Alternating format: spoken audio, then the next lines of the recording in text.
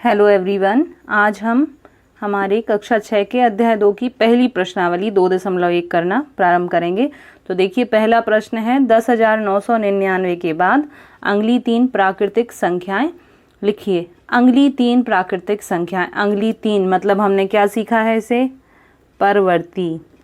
अब आप कहेंगे परवर्ती क्या होता है, तो आप इंट्रोडक्शन वीडियो देखेंगे तो उसमें आप समझ लेंगे कि जो एक बात की संख्या होती है उसे हम परवर्ती कहते हैं। तो सीधी सी बात है, तीन प्राकृतिक संख्याएं ज्ञात करनी है हमें। तो हम पहली संख्या ज्ञात करते हैं। वो हम कैसे ज्ञात करेंगे? तो मैंने जब परवर्ती सिखाया है तब मैंने उसमें बताया था कि हम इसमें एक प्लस कर देते हैं, एक प्राकृतिक संख्या जोड़ देते हैं, एक जोड़ देते हैं तो जो अगली संख्या प्राप्त होती है वो भी एक प्राकृतिक संख्या ही प्राप्त होती है। चलिए तो हम जोड़ें, 9 और 1 10, यहाँ भी एक की कैरी आएगी तो 10, फिर एक की कैरी तो 10 और यहाँ एक और एक। पहली संख्या क्या प्राप्त हुई हमें? 11,000। अब हम इस 11,000 को यहाँ लिखेंगे। 11,000 में एक प्लस फिर करेंगे हम तो हमें प्राप्त हो जाएगा 11,001। अब हम यहाँ लिखेंगे 11,001 और इसमें एक फिर से प्लस कर देंगे हम तो आ जाएगा 11,002। इस तरह हमें ये हमारी अगली तीन प्राकृतिक संख्याएं प्राप्त हो गई। दूसरे प्रश्न में दिया है 10,001 के ठीक पहले आने वाली तीन पूर्ण संख्याएं लिखिए। तो मतलब माइनस करना है हमें, पहले आने वाली संख्याएं पूछी हैं क्योंकि इन्होंने हमसे, तो हम इसे सॉल्व करेंगे। तो सीधी सी बात है, हमें पूर्ववर्ती ज्ञात करना है यहाँ पर। तो पूर्ववर्ती मतलब पहले की एक संख्या। तो हम सीधी सी बात है यहाँ -1 करना स्टार्ट कर देंगे। तो यहाँ मैंने माइनस किया 1 तो ये हमें प्राप्त हो गया 10,000। अब हम 10,000 में से फिर से 1 माइनस कर देंगे तो यहाँ हमें क्या प्राप्त होगा?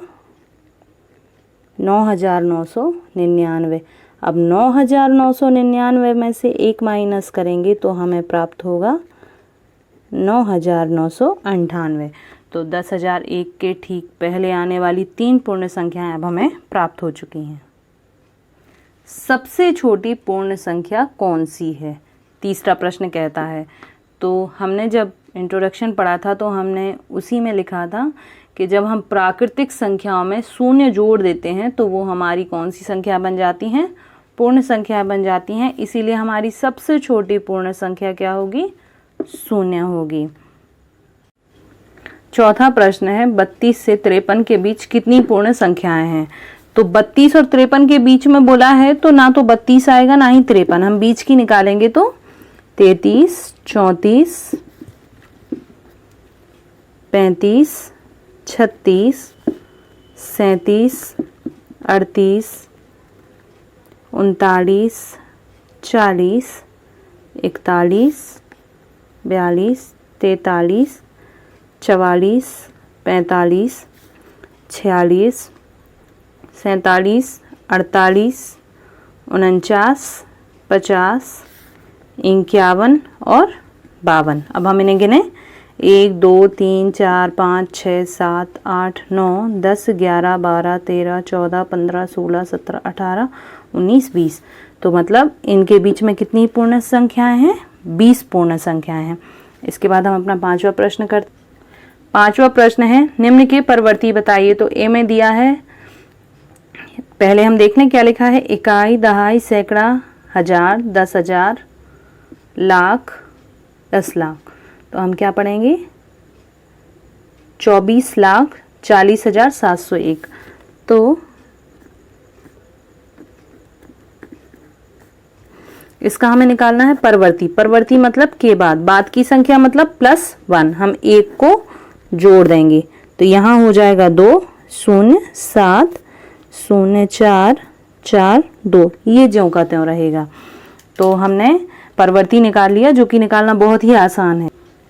इसी तरह इसका बी दिया हुआ है जिसमें दिया है 1,01,99। तो इसका भी हमें परवर्ती निकालना है। तो हम क्या करेंगे? एक जोड़ देंगे, 9 और 1 10, एक की कैरी, 9 और 1 10 का शून्य, 1 की कैरी, 1 और 1 2, 0 1।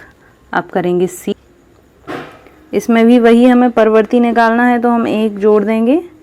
9 और 1 10 का शून्य, 1 की हासिल, 9 और 1 10 का शून्य, 1 की हासिल, 9 और 1 10 का शून्य, 1 की हासिल, 9 और 1 10 का शून्य, 1 की हासिल, 1 और 1, ये आ गया। अब यहाँ पर जो हम डी करेंगे तो यहाँ भी हम 1 प्लस करेंगे, क्योंकि परवर्ती निकालना है के बाद की संख्या तो सीधा सा है, हम 1 जोड़ते जाएंगे।